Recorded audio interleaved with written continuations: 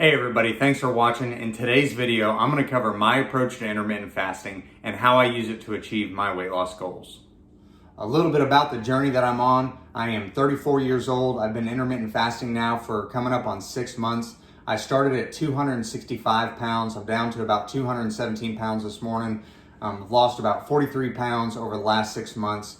And the way that I've done that is primarily through intermittent fasting, as well as some other health and fitness changes that I've made. But most importantly is I'm trying to approach intermittent fasting with the mindset of using it for long-term health and fitness. I've struggled with my weight my entire life. Ever since coming out of high school, I've done yo-yo diets. Just about every other year I'm doing some sort of diet. I've done swings of 80 pounds before. I've gone from 240 pounds down to 180 pounds, back and forth multiple times. Just about every time that I've done it following some sort of either fad diet or extreme calorie reduction or macronutrient reduction. But I'm only able to maintain that. Generally, when I do a weight loss, I do an extreme weight loss over 3 months. I keep it for a few weeks, and then I slowly start going back up. So I'm sure many of you are familiar with that roller coaster. What that looks like for me is I come down, lose a lot of weight really quickly, and then over the next few months to years, just put it back on, and then I have to try to lose it again. So I'm getting off of those yo-yo diets. I'm using intermittent fasting to do so, but more importantly than the intermittent fasting is my mindset and the things that I'm thinking about in order to make it long-term sustainable. So I'm coming up on 6 months, which is the longest I've ever stuck with a diet or call it a nutrition plan long-term. I'm 6 months in and I have no plans on stopping. I feel great. I don't feel deprived. Day in and day out, I'm satisfied with my lifestyle choice, which means it's something that I'm going to be able to keep going long term. And what I'm going to talk about today is how I'm able to do that. So my approach to intermittent fasting, I'm going to cover 3 things today. I'm going to do videos and go into each of these topics in a little more in depth. But first and foremost is I take a stair-step approach to intermittent fasting. So when I started this journey 6 months ago, I knew one of the pitfalls that I had fallen into on every other diet that I had tried before. And I've done low carb before, I've done calorie counting, I've done the bodybuilding 6 meals a day spaced out every 2.5 to 3 hours. I've done Weight Watchers. I've done all of those things and had success on them, but only short-term success, meaning, I was able to stick with it for about 3-month period of time and then lose it. So knowing that going into this, one of the things that I decided early on was that I was not going to go all in, because if I go all in knowing myself, I'm going to use all of my willpower to follow a diet to the T. But at the end of that time, once I've hit my goal weight, I'm going to fall off because I'm not building strong habits. So I got up to 265 pounds. And one of the things that I know is it took me years of building bad habits to get up to that weight. And it's going to take building lots of good habits for the weight to come off and to stay off. So a stair-step approach, what does that mean? Well, when I started intermittent fasting, the first thing that I did for the first 3 weeks, the only thing that I did was hit my fasting window. So I would fast for 16 hours a day and I would feed for 8 hours a day.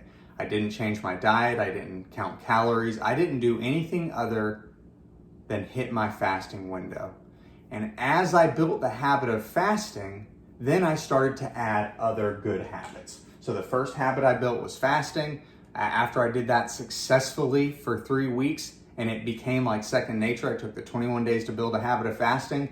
Then I added in tracking my calories. So then I started tracking my calories day in and day out, everything that I was taking into my body, because ultimately weight loss is about being in a caloric deficit, and you have to be in a deficit in order to lose weight. It doesn't matter whether that deficit is from cutting carbs or cutting fat or cutting protein. It doesn't matter where those calories are coming from. Ultimately, to lose weight, you must be in a caloric deficit. So once I had built the habit of fasting, then I built in the habit of counting my calories.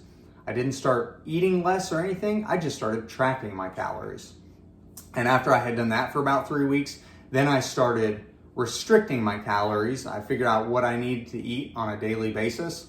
And for me, that was about, if I ate between 24 and 2,600 calories every day, I would lose between 1 to 1.5 pounds a week.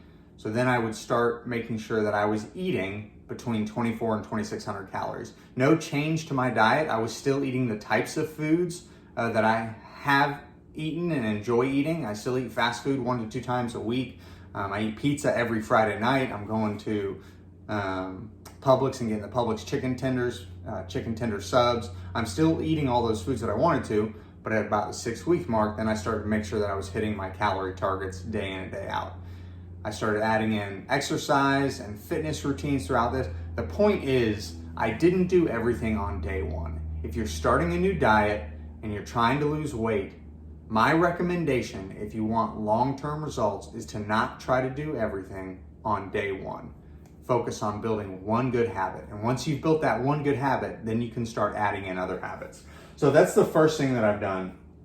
The second thing is, again, weight loss is all about what we do mentally in order to prepare ourselves to live a lifestyle. And as I stopped chasing perfection, right? So I'm not looking to be the perfect intermittent faster. There's a lot of forums out there and there's a lot of intermittent fasting police that'll say you have to do it one way or another. I kind of put all that stuff to the side and I said, you know what? I'm not going to try to be perfect.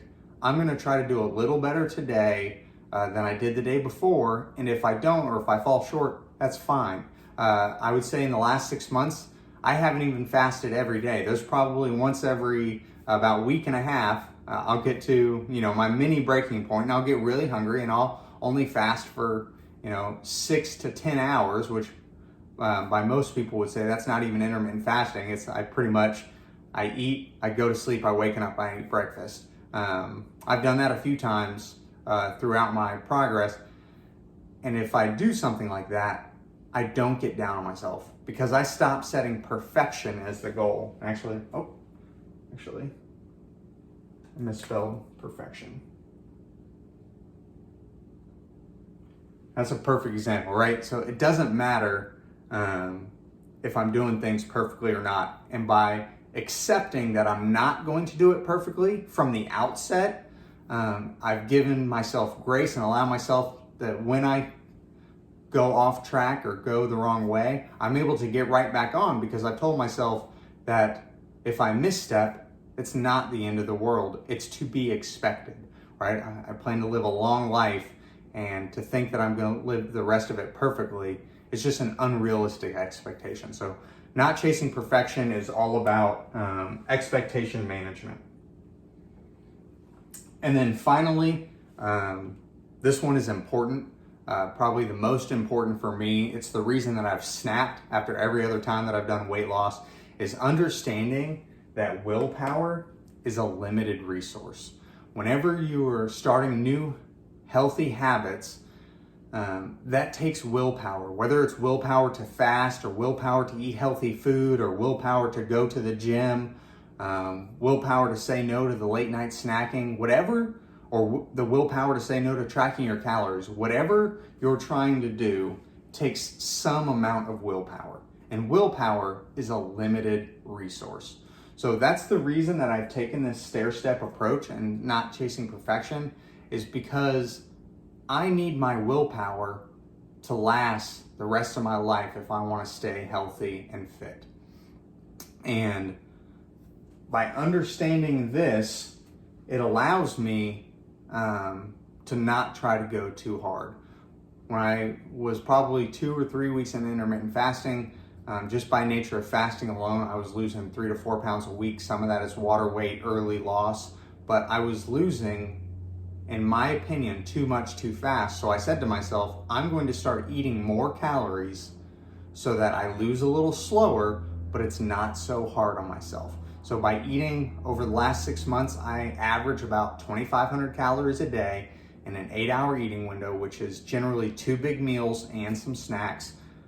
By allowing myself to do that and understanding that willpower is a limited resource, I have been able to sustain my loss over 6 months with no sign of slowing down. So I feel great.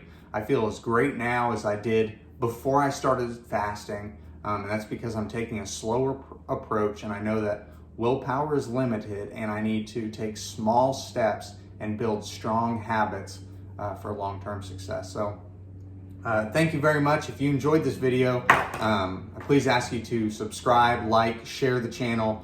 I am sharing these videos as much for myself as I am for you all. I enjoy the accountability of putting my goals out there in public. But again, thank you very much. I'm going to do a video on each one of these, kind of go into a little more detail. But if you have any comment or any questions or comments, please leave them below. I'll be sure to answer everything. You can follow me on Instagram. I'm @IFWithRyan. Thank you very much, and we'll see you soon.